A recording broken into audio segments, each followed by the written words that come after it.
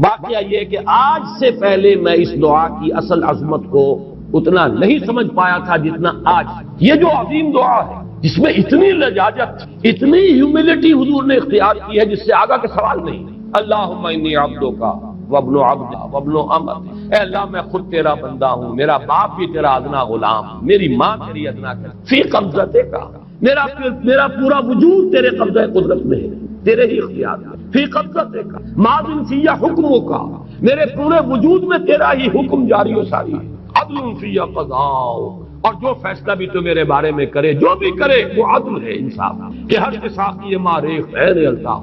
ماض فی حکمک عدل فی قضاء، ناصیتی بیدک، میری پیشانی تیرے ہاتھ میں ہے، جدھر چاہے موڑ دے. یہ جو اپنی نفی ہے، نفی اس اعتبار سے بھی اپنی انانیت کی نفی، انی عبدک وابن عبدک وابن امتک، پھر اپنے وجود کی نفی، اپنی مرضی کی نفی، اپنے اختیار کی نفی. فی قبضتک ماض فی حکمک ناصیتی بیدک عدل فی قضاءک. پھر دیکھیے واسطہ وہ دیا ہے جس سے اونچا واسطہ ممکن نہیں. اسالو کا بکل اسم ہو لک، قرآن مجید میں آیا ہے فدوہ بہا وللہ الاسماء الحسنی فدوہ بہا، اچھے نام اللہ کے ہیں، اس کو پکارا کرو ان ناموں کے حوالے سے. اب نام کہاں سے جمع کریں سارے؟ ایک میں. اسالو کا بکل اسم ہو لک، جو بھی تیرے نام سمیت بہ نفسک، جن سے تو نے خود اپنے آپ کو موصول کیا، او علمتہ احدا من خلقک، یا تو نے اپنی مخلوق میں سے کسی کو وہ نام سکھایا، او انزلتہ فی کتابک، یا وہ نام تو نے اپنی کسی کتاب میں نازل کیا، اب استاثرت بہ فی مکنون الغیب عندک، یا اس کو تو نے خود اپنے خزانہ غیب میں محفوظ رکھا ہوا ہے. تیرے وہ نام بھی ہیں جو تو نے کسی کو ابھی سکھائے ہی نہیں، تو نے اپنی کتاب میں کسی میں نازل ہی نہیں کی. وہ تو تیرے خاص خزانے کے اندر وہ ابھی در مکنون ہے، وہ ابھی تیرے پاس موجود ہے. یہ اس سے بڑا اب واسطہ کیا ہوگا؟ مانگا کیا ہے؟ ذرا غور کیجیے. ان تجعل القرآن ربیع قلبی ونور صدری وجلاء حزنی وذہاب ہمی وغم. استدعا میں یہ کر رہا ہوں پروردگار، اس قرآن کو میرے دل کی بہار، میرے دل کا نور بنا دے. نور صدری، ان تجعل القرآن ربیع قلبی، میرے دل کی بہار، ونور صدری، میرے سینے کا نور، وجلاء حزنی، یہ حزن جو جس سے کہ محمد دو چار ہے صلی اللہ علیہ وسلم، یہ وہ کیفیت جو ہے قبض، اس کو دور کرنے کا ذریعہ بنا دے اس قرآن. جلاء حزنی وذہاب ہمی وغمی، اور میرے ہموم، میرے تفکرات، میرے غموں کو دور کرنے کا ذریعہ بنا. یہ عظیم دعا آج سورۃ الضحیٰ پر غور و فکر کرتے ہوئے، ویسے تو میں تقریباً 30 برس سے اس دعا کا مبلغ ہوں، اس لیے کہ جب میں نے یہاں کام شروع کیا تھا لاہور میں، جو تقریریں کی تھی مسلمانوں پر قرآن مجید کے حقوق کے نام سے جو شائع شدہ ہیں، اس پمفلٹ کے آخر میں نے یہ دعا درج کی. یہ اصل میں کچھ مختلف احادیث میں ٹکڑے آئے ہیں، کہیں کوئی ایک ٹکڑا کم ہے، کہیں دوسرا کم ہے. میں نے بڑی تحقیق کر کے تمام روایتوں کو جمع کر کے پھر اس کو مرتب کیا ہے، اور وہ بڑی خوبصورت میں نے اس کی سیٹنگ کی ہے، اور وہ اس کتاب کے آخر میں اللہم انی عبدک وابن عبدک وابن امتک فی قبضتک ناصیتی بیدک ماض فی حکمک عدل فی قضاؤک اسألک بکل اسم هو لک سمیت بہ نفسک او علمتہ احدا من خلقک او انزلتہ فی کتابک او استاثرت بہ فی مکنون الغیب عندک ان تجعل القرآن ربیع قلبی ونور صدری وجلاء حزنی وذہاب ہمی وغمی. یہ وہ کیفیت ہے، اور وہ قرآن جو اس کیفیت میں سب سے زیادہ پر تاثیر ہے وہ یہ قرآن ہے، ان دو صورتوں پر مشتمل قرآن، سورۃ الضحیٰ، سورۃ الشراح. والضحیٰ واللیل اذا سجا ما ودعک ربک وما قلی وللآخرۃ خیر لک من الاولی ولسوف یعطیک ربک فترضی الم یجدک یتیما فآوی ووجدک ضالا فہدی ووجدک عائلا فاغنی. تو واقعہ یہ ہے کہ وہ اندرونی انقلاب حضور نے برپا کیا قرآن کے ذریعے صحابہ، اندر سے جو انقلاب تھا اس نے عرب میں ایک انقلاب کی شکل اختیار کی، اور یہ انقلاب جو ہے اتنی اپنے اندر قوت رکھتا تھا، اتنی پوٹینشیلٹی تھی اس کی کہ وہ 20 برس کے اندر کہاں آکسس دریائے جیہو، کہاں اٹلانٹک، تصور تاریخ میں اس سے پہلے اتنی بڑی کوئی مملکت قائم ہوئی نہیں، کہاں یمن اور کہاں ایشیا کوچک، ایشیا مائنر ٹرکی، یہاں سے وہاں، وہاں سے یہاں، اتنی عظیم مملکت حضرت عثمان رضی اللہ تعالیٰ عنہ کے خلافت میں ہو چکی تھی. یہ بات اگر یہ چلتا معاملہ آگے تو کوئی قوت اب نہیں رہی تھی. سلطنت روما ختم ہو چکی تھی، سلطنت کسریٰ ختم ہو چکی تھی، پستے اڑ گئے تھے. اب کون سی طاقت رہ رہی تھی جو شراب کا راستہ روکتی؟ یہ وہ یہودی سازش ہے جس نے اندر سے سبقات کی. بہرحال یہ ہے انقلاب محمدی کا طریقہ، اندر سے تبدیلی. اسی پر علامہ اقبال نے کہا ہے تیرے ضمیر پہ جب تک نہ ہو نزول کتاب گرا کشا ہے نہ راضی نہ صاحب کشاف. یہ قرآن اب بھی تم ایسے محسوس کرو کہ جیسے تمہارے دل پر نازل ہو رہا ہے. اور مجھے یاد آیا امام ابن قیم رحمۃ اللہ علیہ ان کا ایک بڑا پیارا جملہ ہے. وہ کہتے ہیں قرآن کے بعض پڑھنے والے ایسے ہیں کہ جب وہ قرآن کو پڑھتے ہیں تو یوں محسوس کرتے ہیں کہ قرآن مصحف میں لکھا ہوا نہیں ہے, ان کے اپنے دل کے اوپر چل رہا ہے, دل کے اوپر سے پڑھ رہے ہیں. یعنی اتنی کامل مطابقت وہ محسوس کرتے ہیں, اپنی فطرت ہیومن نیچر اور قرآن کے اندر اتنی مطابقت ہے, اس طرح وہ ٹیلی کرتے ہیں ایک دوسرے کے ساتھ. یہ محسوس ہوتا ہے کہ وہ کتاب ان صفحات میں لکھی ہوئی نہیں ہے بلکہ لوح قلب پر لکھی ہوئی ہے کہ جہاں سے انسان اسے پڑھا. تو پہلی بات تو قرآن مجید کی آیت کے حوالے سے اس پہلو سے ہمارے سامنے آئی کہ جو تاثیر ہے ذات ربانی کی تجلی کی وہی تاثیر ہے اس قرآن مجید کی, بشرطے کہ ہمارے دل جو ہیں وہ کچھ اپنے اندر اس استعداد اور صلاحیت کو پیدا کریں. دوسرا مقام ہے سورہ یونس کا. اب کسی کلام کی عظمت کا دوسرا پہلو ہو سکتا ہے اس کی افادیت کے اعتبار سے, اس سے فائدہ کیا ہوگا نوع انسانی کے لیے. دیکھیے دو آیات یہ عظیم خزانے ہیں عظمت قرآن کے سورہ یونس میں. یا ایھا الناس, اے لوگو, قد جاءتکم موعظۃ من ربکم وشفاء لما فی الصدور وہدی ورحمۃ للمؤمنین. 4 الفاظ نوٹ کر لیجیے. اے لوگو آ گئی ہے تمہارے پاس وہ چیز تمہارے رب کی طرف سے جو موعظہ ہے. موعظہ کسے کہتے ہیں؟ نصیحت. اس بات کو ذرا سمجھ لیجیے ترتیب کیا ہے. نصیحت اسے کہتے ہیں. جی رہا نہیں جا رہا, میں نے اس کی ترتیب بدلی ہوئی ہے. مجھے یاد دلایا ایک صاحب نے تو سورہ رحمان کی ابتدائی آیات کا بیان تو رہ گیا, وہ رہا نہیں, میں نے پڑھا کسی اور ترتیب سے تھا, بیان کسی اور ترتیب سے کر رہا. پڑھنے میں 4 2 اور 1, اور اب جو میں بیان کر رہا ہوں پہلے ایک آیت سورہ حشر کی جو بیان کی, اب 2 آیات ہے سورہ یونس کی. لوگوں تمہارے پاس آ گئی ہے تمہارے رب کی طرف سے موعظت, اور تمہارے سینوں کے اندر جو روگ ہیں ان کے لیے علاج. توجہ کیجیے گا, ہم نے قرآن کو کیا سمجھا ہے؟ صرف ایک مقدس کتاب, ایک حصول ثواب یا ایصال ثواب کا آلہ. قرآن ہے کیا؟ نمبر 1 موعظہ. موعظہ کسے کہتے ہیں؟ وعظ اسے کہتے ہیں وہ بات جس سے دل نرم ہو جائے, دل کے اندر گداز پیدا کرنے والی شے. وجہ کیا ہے؟ اعلیٰ سے اعلیٰ حکیمانہ بات کسی سے کہی جائے, دل سخت ہے, اثر نہیں ہوتا, ایک کرسٹ آ جاتا ہے انسان کے دل کے اوپر. جیسے کہ یہود کے علماء کے بارے میں فرمایا گیا ثم قست قلوبکم فہی کالحجارۃ او اشد قسوۃ وان من الحجارۃ لما يتفجر منه الانہار وان منها لما يهبط من خشیۃ اللہ وان منها لما يشقق فيخرج منه الماء. اے لوگوں پھر تمہارے دل سخت ہوتے چلے گئے, پھر وہ پتھروں کے مانند سخت ہو گئے, بلکہ ان سے بھی زیادہ سخت, اس لیے کہ پتھروں میں تو وہ بھی ہوتے ہیں کہ جو اللہ کے خوف سے گر جاتے ہیں, پتھروں میں وہ بھی ہوتے ہیں کہ جو اللہ کی خشیت سے پھٹ جاتے ہیں, ان میں سے پانی بہ نکلتا ہے. پتھر تو اس طرح کے ہیں, لیکن انسان کا دل جب سخت ہو جائے, جب پتھر بن جائے, تو کوئی شے دنیا کی اس کی سختی کا مقابلہ نہیں کر سکتی. پہلے اس سختی کو نرم کریں گے, جیسے زمین ہے چٹیل زمین, اس زمین کے اندر ہل چلے گا تو بارش جو ہے فائدہ دے گی. اس بات زمین کو نرم کرتے ہیں تاکہ وہ بارش کو جذب کرے, ورنہ چٹیل زمین ہے سخت, وہ پانی بہ جائے گا اور وہ زمین کے اندر جذب نہیں ہوگا. تو پہلا لفظ استعمال کیا موعظہ. یہ قرآن واعظ ہے, نصیحت ہے, دلوں کو نرم کرتا ہے, دلوں پر جو گرفت آ گیا ہے سخت اسے توڑتا ہے, اس میں ہل چلاتا ہے. پھر کیا کرتا ہے؟ پھر جب یہ جذب ہوتا ہے, شفاء لما فی الصدور, جو سینے کے روگ ہیں ان کے لیے شفا. اب آپ غور کیجئے گا, علامہ اقبال نے انہیں 2 اعتبارات سے مسلمانوں کا مرثیہ کہا کہ مسلمانوں نے اس قرآن کو نہ موعظہ کے لیے استعمال کیا اور نہ تزکیہ نفس کے لیے استعمال کیا, بلکہ اس کو تو صرف بنا لیا ہے وہ جان آسانی سے نکالنے کا نسخہ یا ایصال ثواب کا آدمی. چنانچہ کہتے ہیں واعظ کے لیے واعظ دستہ زن و افسانہ بند. واعظ جو ہے ہمارے داستانے کہتے ہیں, افسانے کہتے ہیں, قصے کہتے ہیں, لطیفے کہتے ہیں. معنی او پست و حرف او بلند, اس کے بیان میں معنی تو ہوتے ہیں بہت ہی گھٹیا, نیچے کے پست, الفاظ کا شکو ہوتا ہے, الفاظ بہت اونچے ہوتے ہیں. از خطیب و دہلوی گفتارے ہوں با ضعیف و شاذ و مرسل کارے ہوں. سارا بات جو نصیحت ہو رہا ہے وہ ضعیف حدیثوں کے ذریعے سے, ضعیف روایات, یہ روایات بخاری کی ہو, مسلم کی ہو, ترمذی کی ہو, ابن ماجہ کی ہو. کہاں خطیب بغدادی اور دہلوی, وہ کتابیں کہ جن کی کوئی سند نہیں ہے, وہاں کی روایات کے ذریعے سے لوگوں کو تذکیر کرنے کی کوشش کر رہے ہیں. با ضعیف و شاذ و مرسل کارے ہوں, ضعیف روایات, شاذ روایات, مرسل روایات جن کا سلسلہ روایت محمد رسول اللہ تک متصل نہیں ہے, اس کے ذریعے سے کر رہے ہیں. حالانکہ موعظہ, سب سے بڑا موعظہ یہ قرآن تھا. قرآن کہتا ہے خود فذکر بالقرآن من یخاف وعید.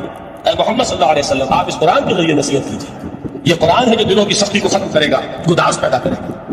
دوسری طرف علامہ اقبال کیا کہتے ہیں کہ جہاں تک ہمارے ہاں جو بھی تصوف کے معروف حلقے ہیں, صوفیاء حق کی بات نہیں کہہ رہا, وہاں قوالی ہو رہی ہوگی تو حال آ جائے گا. صوفی پشمینہ پوش حال مست, از شراب نغمہ قوال مست. قوال سے جو کچھ مل رہا ہے, حال آ رہا ہے, مستی آ رہی ہے, کیف حصول حاصل ہو گیا ہے. صوفی پشمینہ پوش حال مست, از شراب نغمہ قوال مست. لیکن یہ کہ اس کی محفل میں دردمی سازت بقرآن محفلش, اس کی محفل میں قرآن کا کہیں گزر نہیں. جبکہ محمد رسول اللہ صلی اللہ علیہ وسلم کی بھی ایک محفل ہوتی تھی, محفل سما. وہ محفل سما کیا تھی؟ حضور صحابہ سے فرمائش کر کے قرآن سنتے تھے. حضرت عبداللہ ابن مسعود رضی اللہ تعالیٰ عنہ کی روایت موجود ہے, کہ مجھے ایک مرتبہ حکم دیا حضور نے کہ قرآن سناؤ. میں نے عرض کیا حضور آپ کو سناؤں؟ آپ پر تو نازل ہوا ہے. تو حضور نے فرمایا نہیں, مجھے کسی اور سے سن کر کچھ اور لطف حاصل ہوتا ہے. اب امتثال امر میں حضرت عبداللہ بن مسعود رضی اللہ تعالیٰ عنہ نے سورہ نساء پڑھنی شروع کی. 41ویں آیت پر پہنچے. چشم تصور سے دیکھیے کہ حضور بھی تشریف فرما ہے, صحابہ کرام کی محفل ہے, اور صحابہ کیسے بیٹھا کرتے تھے ادب کے ساتھ. ایک روایت میں الفاظ آئے ایسے بیٹھتے تھے ساکت و ثابت ہو کر, بالکل خاموش, سکون, ساکن اور ساکت و ثابت, کہ جیسے ان کے سروں پر پرندے بیٹھے ہیں کہ ذرا بھی کچھ کریں گے تو پرندہ ہو جائے گا, اس ادب کے ساتھ. تو وہ محفل جو ہے حضور صلی اللہ علیہ وسلم کی, اور ایک صحابی حضرت عبداللہ بن مسعود گردن نیچی کیے ہوئے ہیں اور قرآن پڑھتے چلے جاتے ہیں. جب اس آیت پر پہنچے فَكَيْفَ إِذَا جِئْنَا مِن كُلِّ أُمَّةٍ بِشَهِيدٍ وَجِئْنَا بِكَ عَلَىٰ هَٰؤُلَاءِ شَهِيدًا, کیا ہوگا اس دن جس دن کہ ہم ہر امت پر ایک گواہ کھڑا کریں گے, اور اے نبی آپ کو گواہ بنا کر لائیں گے ان کے خلاف. آپ کو یہ ٹیسٹیفائی کرنا ہوگا کہ اللہ تیرا جو کلام میرے پاس آیا تھا میں نے پہنچا دیا تھا, اب ان کی ذمہ داری ہے, they are accountable, they are responsible. اس پر حضور نے فوراً فرمایا حسبک حسبک, بس کرو بس کرو. اور حضرت عبداللہ بن مسعود فرماتے ہیں کہ میں نے جب نگاہ اٹھا کر دیکھا حضور کی آنکھوں سے آنسو نوا تھے. یہ ہے سماع, یہ محفل سماع ہے. کاش کہ اللہ تعالیٰ ہمیں اس کی توفیق عطا فرمائے. یہ ہے مسنون محفل سماع. اس قرآن کے اندر وہ گداز ہے. آیا کہ نہیں ساتھ پارے کے بالکل آغاز میں وَإِذَا سَمِعُوا مَا أُنزِلَ إِلَى الرَّسُولِ تَرَىٰ أَعْيُنَهُمْ تَفِيضُ مِنَ الدَّمْعِ مِمَّا عَرَفُوا مِنَ الْحَقِّ يَقُولُونَ رَبَّنَا آمَنَّا فَاكْتُبْنَا مَعَ الشَّاهِدِينَ. تو یہ ہے دوسری چیز کہ در حقیقت تزکیہ نفس کا ذریعہ یہ قرآن ہے. سینوں میں جو روگ ہے, حب دنیا, حب مال, حب شہرت, حب اقتدار, جس کو کہ ایڈلر کہتا ہے the urge to dominate, میں میرا غلبہ ہو, میرا تسلط ہو, میں نمایاں ہو جاؤں, میری حکومت بن جائے, اختیار میرے ہاتھ میں آ جائے, the urge to dominate. یہ ساری ارجز ہے ہماری در حقیقت جسے فساد عنوان ہے. یہ حب مال ہے جس کی وجہ سے ہمارے اندر تنافس ہے. الہاکم التکاثر حتی زرتم المقابر. یہ کثرت اور بہتات کی طرف تمہیں غافل کیے رکھتی ہے یہاں تک کہ خبروں تک جا پہنچتے ہو. آنکھ انسان کی کھل نہیں پاتی. جس کے پاس 10 نسلوں کے لیے کھانے کو موجود ہے اس کی بھی حرص جو ہے اور مزید کا لالچ جو ہے وہ ختم نہیں ہوتا. یہ چیزیں ہیں اصل روگ, ان دلوں کے روگوں کا اور سینوں کے اندر کے امراض کا علاج قرآن. یا ایھا الناس قد جاءتکم موعظۃ من ربکم وشفاء لما فی الصدور. اب جب یہ دو چیزیں ہو جائیں گی, اب تیسرا لفظ ہے ہدن. ہدایت بیکار ہے جب تک دل میں گداس نہ ہو. ہدایت بیکار ہے جب تک کہ نیت درست نہ ہو. کوئی شخص بڑا عالم ہے لیکن اپنے علم کو اس نے ذریعہ بنایا دنیا کمانے کا, تو در حقیقت یہ قرآن اس کے حق میں ہدایت نہیں ہے, اس کے حق میں عذاب خدا بندی کا ذریعہ بن رہا ہے. حضور نے خود فرمایا القرآن حجت لک و علیک. یہ قرآن یا تمہارے حق میں حجت ہے یا تمہارے خلاف حجت بنے گا قرآن کے قیامت کے دن. اس لیے کہ ایک شخص اس کو دنیا کمانے کا ذریعہ بنا رہا ہے, ایک شخص اس کو شہرت کے حصول کا ذریعہ بنا رہا ہے, ایک شخص علم کو ذریعہ بنا رہا ہے دنیا میں نمایاں ہونے کا, اپنی تعریف کا. حضور نے فرمایا کہ قیامت کے دن سب سے پہلے 3 افراد کا معاملہ پیش ہوگا عدالت خدا بندی میں. ایک وہ جو بڑا عالم سمجھا جاتا تھا, اس سے بڑا علم پھیلا. دوسرا وہ جو بہت صاحب ثروت تھا, اس نے بہت خیرات کے کاموں میں پیسہ لگایا. تیسرا وہ جو دنیا میں شہید سمجھا جاتا تھا کہ اللہ کی راہ میں جنگ کرتے ہوئے جان دیا. اللہ ان تینوں سے جو اس کو نعمتیں دی تھی ان کا ذکر کر کے پوچھے گا کہ میں نے تمہیں یہ دیا, تمہیں یہ دیا, تمہیں یہ دیا, تم کیا کرتے تھے؟ وہ شہید کہے گا کہ اللہ میں نے تیری راہ میں جنگ کی اور اپنی جان دے دی تاکہ تو راضی ہو جائے. اللہ فرمائے گا کذبت, تو نے جھوٹ بولا. انک قد قاتلت لیقال جریء, تو نے یہ دم اس لیے کی تھی کہ کہا جائے کہ بڑا جری ہے, بہت بہادر ہے. یہ لوگوں سے بہادری کے تمغے لینا تمہارا مقصود تھا. وقد قیل, وہ کہا جا چکا ہے, اب یہاں تمہارے لیے کچھ نہیں. اور فرشتوں کو حکم ہوگا وہ اودے منہ اس کو گھسیٹتے ہوئے جہنم میں جھونکو. دنیا میں شہید سمجھا جا رہا ہے, آخرت میں جہنم میں. یہی حال اس عالم کا ہوگا, یہی حال اس دولت مند کا ہوگا. تم نے یہ علم پھیلایا تھا کہ تمہارے علم کا چرچا ہوگا, تمہاری شہرت ہوگا, لوگ تمہاری دستبوسی کرنے لگے, لوگ تمہارے تم سے جھک کر ملے. وہ دنیا میں ہو گیا, تمہارا مطلوب مل چکا, تمہارا مقصود حاصل ہو چکا, کچھ نہیں. تو جان لیجئے کہ جب تک دلوں کے روگ درست نہ ہو, علم بیکار ہے, ہدایت قطعاً غیر مفید ہے. پہلے دلوں کا کرس اترے, اس کی سختی دور ہو, یہ ہے موعظہ. دلوں کے اندر سے حب جا, حب دنیا, حب مال نکلے, یہ ہے تزکیہ. شفاء لما فی الصدور, اب ہدایت خدا بندی. اب راستہ آپ دیکھیں گے اور اس راستے پر چلیں گے. یہ ہدایت جو ہے دنیا میں, یہی آخرت میں رحمت کی شکل میں ظاہر ہے. جنہوں نے اس قرآن کی ہدایت سے فائدہ اس دنیا میں اٹھایا, آخرت میں رحمت خدا بندی کی بدلیاں ان کو شائع ہوئی. ایک حدیث میں تو باقاعدہ الفاظ آئے کہ سورہ بقرہ اور سورہ آل عمران یہ 2 بدلیوں کی صورت میں ظاہر ہوں گی میدان حشر میں, اور ان لوگوں پر سایہ کریں گی کہ جن کو ان سے بڑی محبت تھی. یہ 4 الفاظ نوٹ کر لیجیے اسی ترتیب کے ساتھ. یا ایھا الناس قد جاءتکم موعظۃ من ربکم وشفاء لما فی الصدور وہدی ورحمۃ للمؤمنین قل بفضل اللہ وبرحمتہ. اے نبی کہہ دیجیے یہ اللہ کا بڑا فضل ہے, لوگوں سمجھو. اس کی بڑی رحمت کا ظہور ہوا ہے اس قرآن کی شکل میں. اس کی رحمت کا مظہر عدم قرآن ہے, اس کے فضل کا سب سے بڑا ثبوت قرآن ہے. فبذلک فلیفرحوا, اس پر انہیں خوشیاں منانی چاہیے. اترانا ہے تو اس پر اترائیں کہ اتنی بڑی دولت ہمارے پاس, اتنا بڑا احسان ہے جو اللہ نے ہم پر کیا ہے. فبذلک فلیفرحوا هو خیر مما یجمعون. جو چیزیں یہ جمع کرنے کی فکر کر رہے ہیں ان سے کہیں زیادہ قیمتی یہ قرآن ہے. کاش کہ یہ دو آیات ہی ہمارے قلب کے اوپر یہ گندا ہو جائے. پہلی بات میں نے عرض کی تھی، اس کا شعور ہر ایک کے لیے ممکن نہیں، اس کا باطن بیدار ہو چکا ہو. لو انزلنا هذا القرآن على جبل لرأيته خاشعا متصدعا من خشية الله. جن کی ارواح بیدار ہو چکی ہو وہ قرآن کی اس تاثیر کو محسوس کریں. لیکن یہ دوسری چیز ہے کہ جو ہمارے لیے پریگمیٹک پہلو سے، عملی اعتبار سے، افادے کے اعتبار سے یہ چار الفاظ اور رحمت اور فضل خدابندی کا سب سے بڑا مظہر، اور خوشیاں مناؤ کہ اللہ کی یہ نعمت تمہارے پاس موجود ہے. اب وہ تیسرا مقام ہے سورہ رحمان کا، بڑی چھوٹی چھوٹی آیات. آپ نے سنا ہوگا حضور نے سورہ رحمان کے بارے میں فرمایا ہے، سورۃ الرحمان عروس القرآن. یہ سورہ رحمان جو ہے یہ قرآن کی دلہن ہے. جیسے دلہن کو آپ خوشنما لباس پہناتے ہیں، آراستہ پہراستہ، اس کو گہنے اور اس کو زیور پہناتے ہیں، تو جس طریقے سے سجاتے ہیں آپ دلہن کو، اللہ تعالیٰ نے ایک سورت قرآن مجید میں ایسی رکھی ہے سورہ رحمان کی، اسے خوب سجایا. اس میں الفاظ کا در و بست، اس کا اپنا ایک ڈیوائن میوزک ہے. وہ تو اللہ تعالیٰ قرآن جو ہے خاص طور پر مصر کے قرآن، اللہ تعالیٰ ان پر رحمت نازل فرمائے، ان کی خطاؤں سے درگزر کرے. جس طرح قرآن کے انکلوسیو میوزک کو انہوں نے واضح کیا ہے. واقعہ یہ ہے کہ اگر یہ لوگ نہ ہوتے، شیخ عبد الباسط محمد عبد الصمد، شیخ محمود خلیل الحسنی، یہ لوگ جنہوں نے قرآن کے اس غنا میوزک، یہ لفظ جو ہے آپ حیران نہ ہو کہ میں یہ کچھ توہین کر رہا ہوں قرآن کی، حضور نے یہ لفظ استعمال کیا تغنی. اس قرآن کو اچھی سے اچھی خوشلحانی کے ساتھ پڑھو. من لم يتغنى بالقرآن فليس منا. جو قرآن کو بہتر سے بہتر انداز میں، اچھی سے اچھی آواز میں، خوشلحانی کے ساتھ پڑھنے کی کوشش نہیں کرتا وہ ہم میں سے نہیں. بلکہ ایک مرتبہ حضور رات کے وقت آپ گشت پر تھے اپنے ساتھیوں کے حالات معلوم کرنے کے لیے. حضرت ابو موسیٰ اشعری رضی اللہ تعالیٰ عنہ ساتھی ہیں، ان کے گھر کے پاس سے گزر ہوا، وہ رات کو تہجد پڑھ رہے تھے، کھڑے ہوئے قید کے عالم میں قرآن تلاوت کر رہے ہیں. حضور کو بہت پسند آئی ان کی قرات، کافی دیر تک وہاں کھڑے سنتے رہے. اب انہیں کیا پتا کون سن رہا ہے. بالکل اسی طرح سمجھ لیجیے ایک بات یاد آئی ہے، حضور فرماتے ہیں کہ جس طرح کان لگا کر اللہ قرآن کو سنتا ہے کسی چیز کو نہیں سنتا. ہمیں نظر نہیں آتا، ہمیں معلوم نہیں، ہم قرآن پڑھ رہے ہیں تو سننے والا کون ہے؟ سب سے زیادہ کان لگا کر خود اللہ. یہاں اس لیے مجھے یاد آیا کہ ابو موسیٰ اشعری کو کیا پتا تھا کہ کون سن رہا ہے. اپنی کیفیت میں نماز میں تہجد میں قرآن کی تلاوت کر رہے تھے، اور ظاہر بات ہے ان کے گھر ایکڑوں میں بنے ہوئے نہیں تھے، ایک ایک کمرہ، ایک ایک کوئی حجرہ، ایسے تو گھر تھے نا صحابہ کے. لہذا حضور پاس سے گزرے، آواز آئی، کافی دیر سنتے رہے. اس کے بعد آپ تشریف لے گئے، صبح فجر میں ملاقات ہوئی تو حضور نے تحسین کے انداز میں فرمایا، یا ابا موسیٰ انک قد اوتیت مزمارا من مزامیر آل داؤد. اے ابو موسیٰ تمہیں تو آل داؤد کے سازوں میں سے ایک ساز اللہ نے عطا فرما دیا.